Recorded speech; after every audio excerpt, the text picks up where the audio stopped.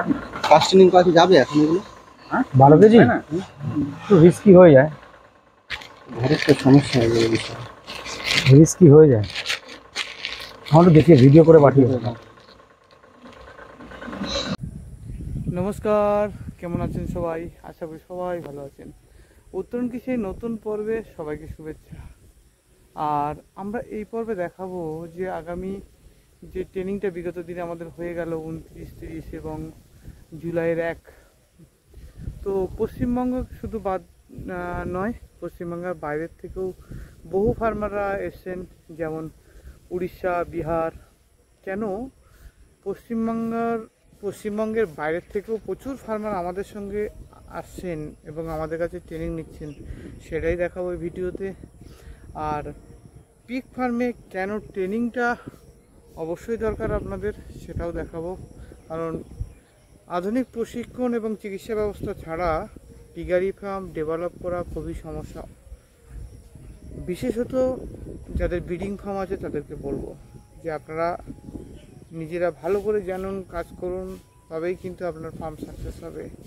না হলে কিন্তু বহু সমস্যার সম্মুখীন হতে হবে আপনাকে। আর নেক্সট টাইম আমরা আবার সেপ্টেম্বরে ট্রেনিং অ্যারেঞ্জ করছি এবং সেখানে এআই ট্রেনিংও থাকছে। তো চলুন এবারে ট্রেনিংয়ের বিশেষত্বটা জেনে নিই, কীভাবে আমরা ট্রেনিং দিয়েছিলাম সেটাও দেখাই। তো চলে আসুন আমাদের সামনে, ট্রেনিংয়ের পর্বটা দেখা যাক। এবার এটা অটোমেটিক্যালি, এবার আমি ওষুধটা ভরি।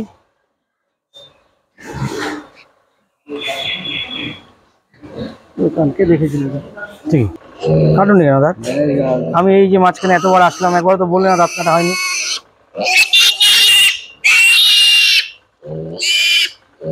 সবাই দেখতে পাচ্ছে?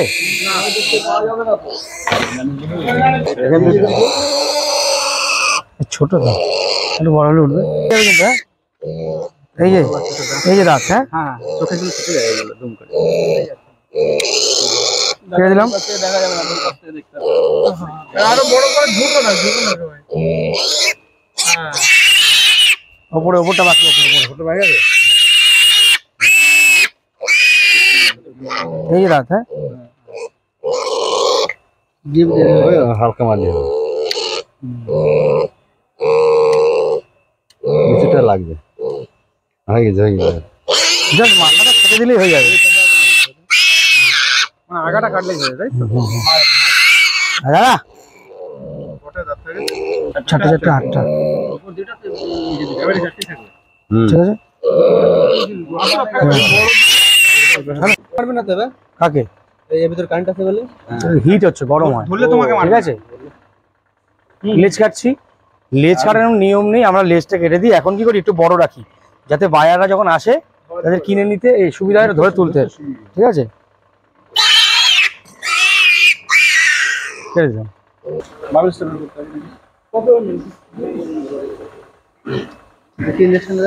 হাইরান করছি যে কোনো ইঞ্জেকশন। কোথায় সবাই? ইন্টারমাসকুলার বলেছিলাম যে এখানে এই যে এই দুটো জায়গায়, আর এই যে নরম জায়গা, এই জায়গাগুলো নরম জায়গা করতে পারি। এই জায়গা हाँ मांस के अंदर जाना है। और सबसे बेहतर जगह ये वाला बेहतर जगह है ये। जो IM लिखा, हाँ IM इंटरमास्कुलर कैसी जाएगा? 90 डिग्री। 90 डिग्री मतलब सीधा। आप अगर मापोगे ना, ये 90 डिग्री हुआ, ये 45 डिग्री होगा, ठीक है। तो इंटरमास्कुलर ये नरम जगह।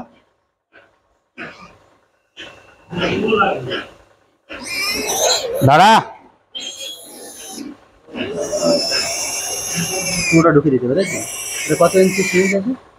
5 ml এর 6 ml হলো ইন্টারমাস্কুলার। আমি আরেকটা জিনিস দেখাচ্ছি। এবার হচ্ছে সাপ কাট যেটা করব, সাপ কাট যেটাকে বলে আমরা, সাপ কাট হচ্ছে চামড়ায় করা, সাপ চামড়ার পরের লেয়ারে। আচ্ছা হ্যাঁ, সবচেয়ে ভালো জায়গা হচ্ছে এই যে দুটো পায়ের নিচে, এটা এই জায়গাটা, ঠিক আছে, সবচেয়ে ভালো জায়গা।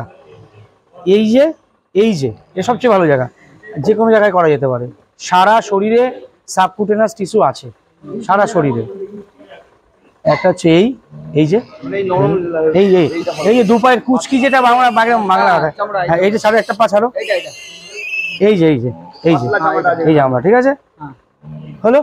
আচ্ছা, আমরা ভ্যাকসিন করব, সেটা এফএমডি হোক বা সোয়াইন ফিভার হোক, যাই ভ্যাকসিন করি সাবকাট। কি করব, আমার কাছে এখন ভ্যাকসিন করা তো দরকার নেই, আমি জাস্ট ভ্যাকসিনের প্রসেস দেখাচ্ছি। এই যে ধরবো, হ্যাঁ এই আমি আচ্ছা আমি এই কজন, দাঁড়ান 1 মিনিট এইখানে এই কজনকে দেখিয়ে নিই, বাকিদের আমি আবার দেখাচ্ছি। সবাই আপনি দেখে নিন, ভালো করে দেখে নিন, আপনাদেরকে আবার আমি আলাদা দেখাচ্ছি। তাহলে এই আমি ধরবো, এই জায়গাটা সবচেয়ে নরম জায়গা, ঠিক আছে। এই ধরলাম, এই দুটো একসাথে ধরো, এই দুটো একসাথে ধরো, মুখ ছেড়ে দাও, উল্টো হয়ে গেছে, ধরো হ্যাঁ ব্যাস। এবার দেখো মেশিন হয়ে গেছে, আর মেশিন লাগবে। এই যদি আমার ধরে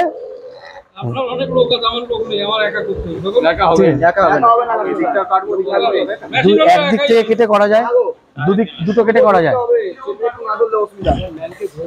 শুনে নিন দেখুন, এই দুটো মোটামুটি সাইজ সেম। যদি ছোট বড় থাকে তাহলে করা যাবে না, হার্নিয়া আছে। সেক্ষেত্রে কি করতে হবে, হার্নিয়ার অপারেশন করে নিতে হবে। 1 মিনিট একটা জিনিস আগে বলি। ফার্স্ট যেটা হচ্ছে, আমি সোজা করে ধরবো, এই সোজা করে ধরবো, ধরলে আমি মোটামুটি বুঝে যাচ্ছি যেটা হার্নিয়া নেই। হার্নিয়া অবস্থায় যদি আমি খাসি করি তাহলে কিন্তু অ্যানিমাল মারা যাবে, ঠিক আছে। যদি হার্নিয়া থাকে, এটা ছোট এটা বড়, যদি এরকম থাকে সেক্ষেত্রে আগে এটা মনে হয় এটা ছোট, এটাতে হার্নিয়া হচ্ছে, এটা কাটবো, কেটে এটা বার করবো, বার করে এটাকে কি করব, এটাকে এখান থেকে যে নার্ভটা বেরোবে ওখানটাকে সুতো দিয়ে বাঁধতে হবে। আমি দেখাচ্ছি একটা, দেখি।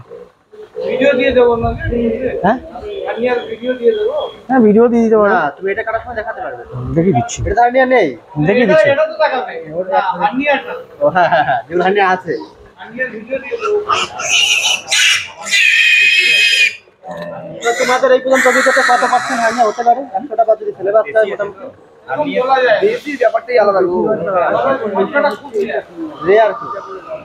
তো ঠিক আছে, এবার আমি ক্যাস্ট্রেশন করছি, কিন্তু এটা কি বেলেট দিয়ে করা যাবে, নরমাল বেলেট দেখা যাচ্ছে দোকান থেকে?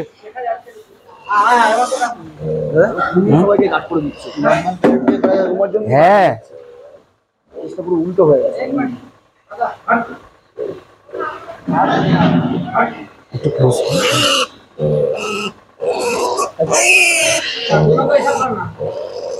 দেখা যাচ্ছে না? এই দুটোকে একসাথে ধরবো আমি, ঠিক আছে, টাইট করে।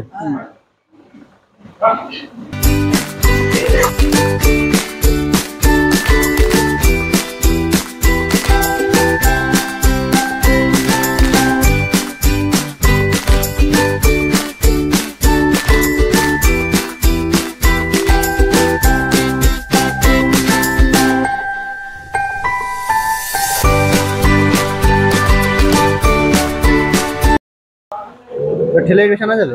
হ্যাঁ আনা যায়। আচ্ছা এটা দিয়ে করা যায়, ঠিক আছে। আমি এটা দিয়ে করি না কেন, ভেতরে না ঘাটা থেকে যায়, ঠিক আছে। আর এটা দিয়ে আমার তাড়াতাড়িও হয়। এবার এটা তুমি ওদিকেও করতে পারো, অসুবিধা নেই।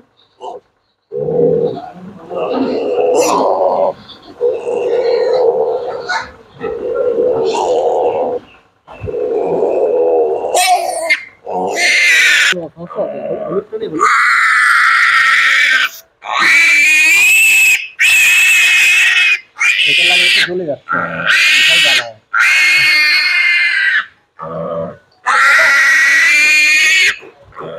হাত দিলে বন্ধ ফেলতে পারেন।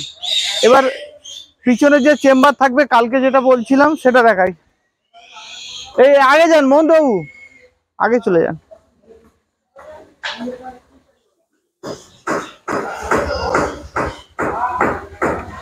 কালকে একটা বলেছিলাম ড্রেনেজের, ঠিক ড্রেনেজের সাইডে আমরা ডিঙ্কারের পাইপগুলো রাখবো, কেন ভিজে জায়গা থেকে জল সরে সব প্রথমে আগে ড্রেন আসবে, পুরো ঘরটাকে ভেজাবে না। আর আমরা ওইদিকে উঁচু রাখবো, অন্তত আড়াই ইঞ্চি থেকে 3 ইঞ্চি এইদিকে জিরোতে মিলাবো। তাহলে আমাদের ঘরের ঢালু পোর্শনটা এইভাবে থাকবে এবং জলের পোর্শনটা আমাদের এইভাবে বেরিয়ে যাবে। এবং ডিঙ্কারগুলো যে অটো ডিঙ্কার লাগানো হবে, অটো ডিঙ্কার লাগানোর দুটো ফায়দা। এক হচ্ছে শুয়োরের পরিশোধিত জলের দরকার, ভালো জল থাকলে ওরা সারাদিনে পূর্ণবয়স্ক শুয়োর 14 থেকে 16 লিটার পর্যন্ত জল খেয়ে নেবে। যদি ময়লার ডাব্বার মধ্যে জল দেন তাহলে ওখানে টয়লেট বাথরুম করে ওরা আর খেতে চাইবে না, ফলে গ্রোথের অনেক হ্যাম্পার হবে। তার একটা উপযুক্ত জিনিস হচ্ছে পরিশোধিত জল। জল যদি ঠিকঠাক না থাকে গ্রোথ হ্যাম্পার হবে।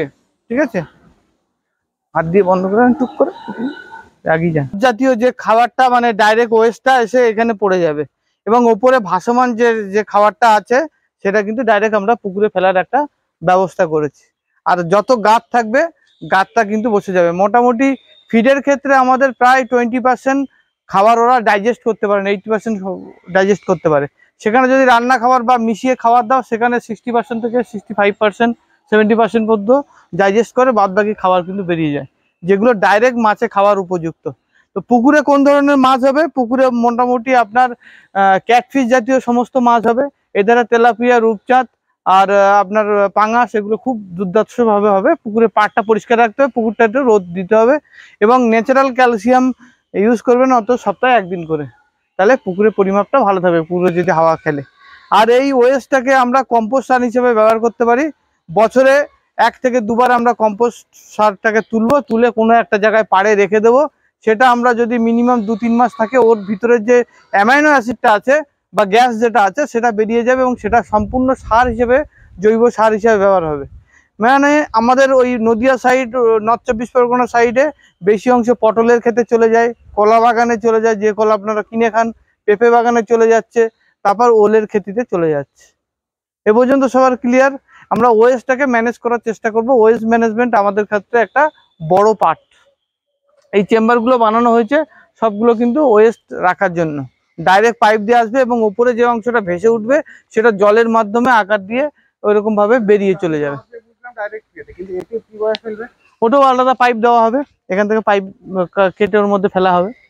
ঠিক আছে, প্রত্যেকটা লেয়ার আলাদা আছে। এই যে পাইপটা গেছে, এই যে দেখেছেন, এই যে আমাদের তাকান, এই যে পাইপটা, এই পাইপ কিন্তু ওর সাথে মেশানো আছে।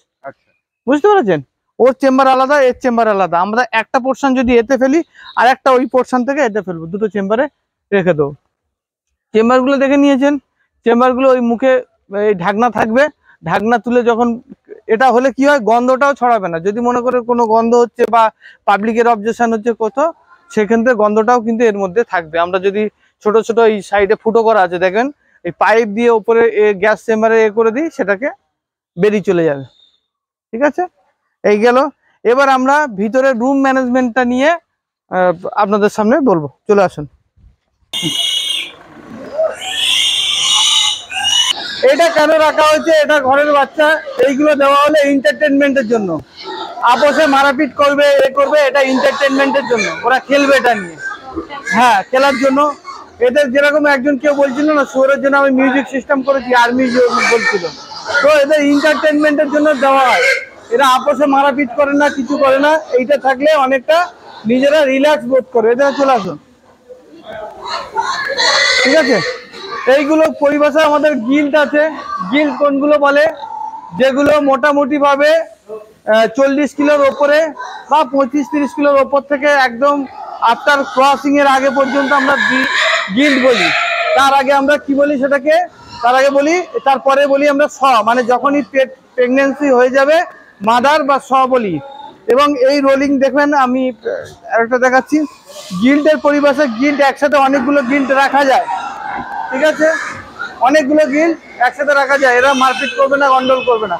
কিন্তু এখানে যদি আবার মেল এসে যায় তখন সমস্যা হবে। এই যে সেটআপটা দেওয়া আছে, ভালো করে দেখেন, সেট নেট দেওয়া আছে, গ্যাপিং আছে। এইটা থেকে ওপরের সেটটার একটা গ্যাপিং আছে। কেন রাখা হয়েছে? যে গরমের সময় আমাদের এই সময় 38-40 ডিগ্রি পর্যন্ত, 42 ডিগ্রি পর্যন্ত টেম্পারেচার যায়। সেই টেম্পারেচারের লুটা 2 থেকে 3 ডিগ্রি একটা গ্যাপ দিয়ে তলে একটা সেট দেওয়া হয়, যাতে টেম্পারেচারটা 4 থেকে 5 ডিগ্রি কন্ট্রোল করতে পারে। আমরা কি বলেছি, সাধারণত মোটামুটি 17 ডিগ্রি থেকে 30-35 ডিগ্রি পর্যন্ত পিকের জন্য আদর্শ। তাহলে তার চেয়ে বেশি যখন হয়ে যাবে, আপনি একটু ফাঁকা জায়গায় শুনুন, যখন তার থেকে বেশি হয়ে যাবে তখন আমরা সেই ওয়েটটাকে বা সেই হিটটাকে আমরা কন্ট্রোল করব। এটা একটা ম্যানেজমেন্টের বড় পার্ট। ঠিক আছে, তারপরে এই যে সাইজ, সেম সাইজ এপাশেও রাখা আছে। এখানে দেখুন ফিমেলগুলোকে মার্কিং করা আছে। মার্কিং করা আছে কেন? ডাটা বেসের জন্য মার্কিং করা থাকে। মানে এগুলো ক্রস করানো হয়ে গেছে, এবং 1 নম্বর 2 নম্বর কেউ 4 নম্বর এর কোন ডেটে কোন ক্রস করা আছে সেই অনুযায়ী আমাদের রেজিস্টার অ্যাপে থাকবে।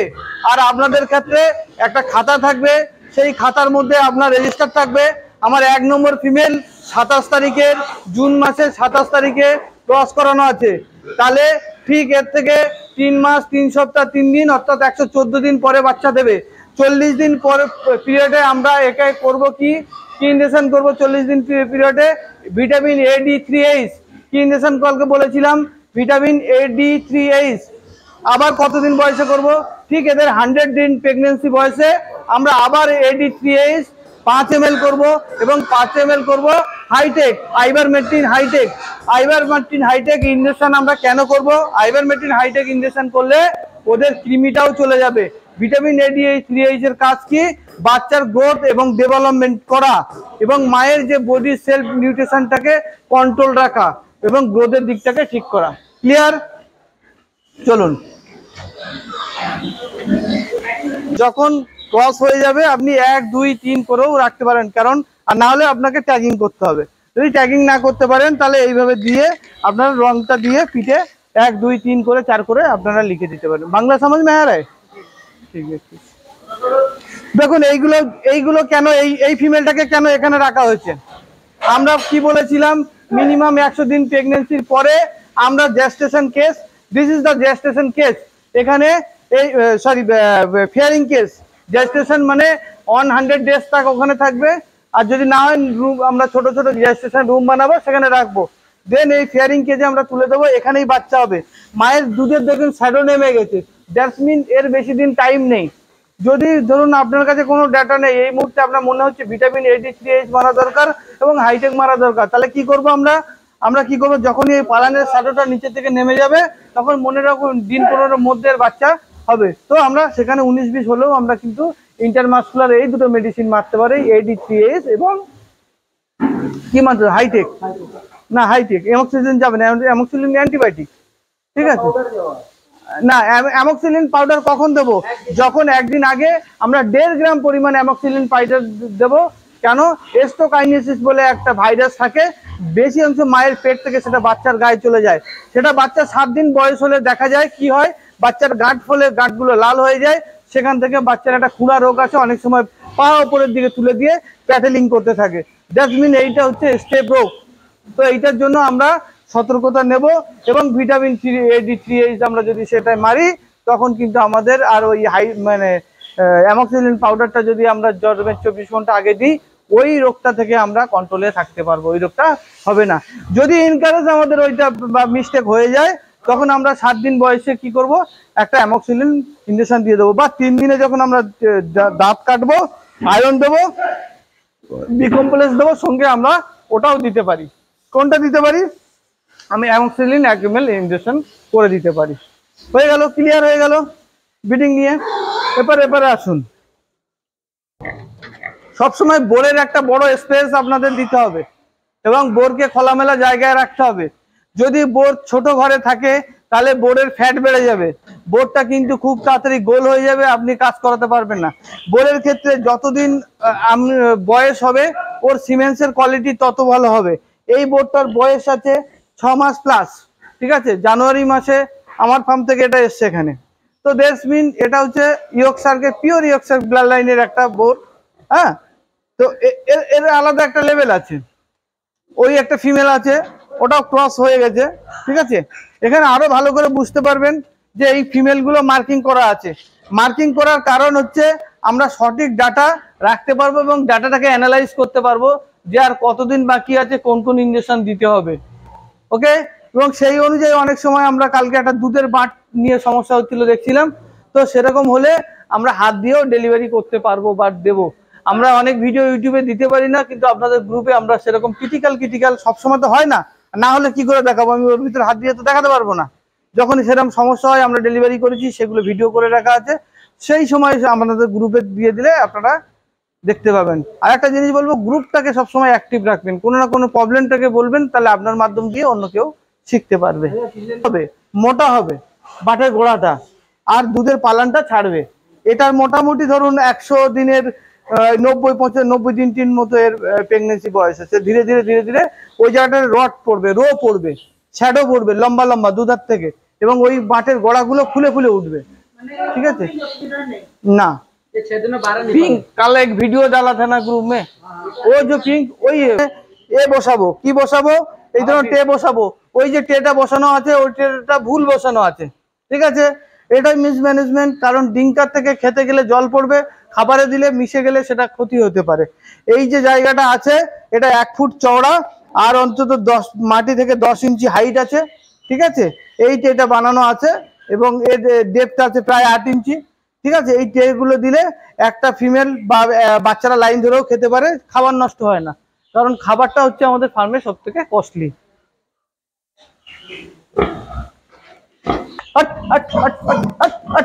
দেখো টেস্টিমোনিয়াল যত ভালো হবে, বোরের পা দেখো, পিছনের পা আপ, সামনের পা ডাউন, ভালো করে দেখবেন বোর কিভাবে নির্বাচন করবেন। বোর তো অনেক দূর থেকে ছবি দেখে, পিছনের পা ডাউন, এই পিছনের পা আপ, সামনের পা ডাউন, কারণ যখন ও মিটিংটা করে তখন ও পিছনের পা ভর দিয়ে থাকে এবং দীর্ঘক্ষণ ভর দিয়ে থাকে। পিছনের পা স্ট্রেট থাকতে হবে, পিছনের পা বেঁকা হেলানো এরকম দোলানো কোনো বোর আমরা আমাদের ब्रीडिंग फार्म में अलाउ करबो ना। कैन आई रिपीट अगेन, पीछे जो टांग होता है वो थोड़ा ऊपर रहना चाहिए, ज्यादा बड़ा रहना चाहिए, और सामने वाला थोड़ा छोटा रहना चाहिए, और उसको लेंथ बहुत अच्छा होना चाहिए। ये सब कुछ इसको अंदर है, इसलिए उसका अगला दिन के लिए तैयारी हो रहा है। लार्जोइट, प्योर लार्जोइट, ये भी नेपाल से लाया हूँ मैं। ठीक है, ठीक है, থেকে ইম্পোর্ট করা হয় যেগুলো। ঠিক আছে, এটা ডেমি আছে, যখন এআই ট্রেনিং হবে তখন বলে দেবো এই ডেমি কি বলছে। এগুলো সব ঘরের বাচ্চা। ঠিক আছে, ডেমি এআই এর জন্য ট্রেনিং দেওয়া হয়।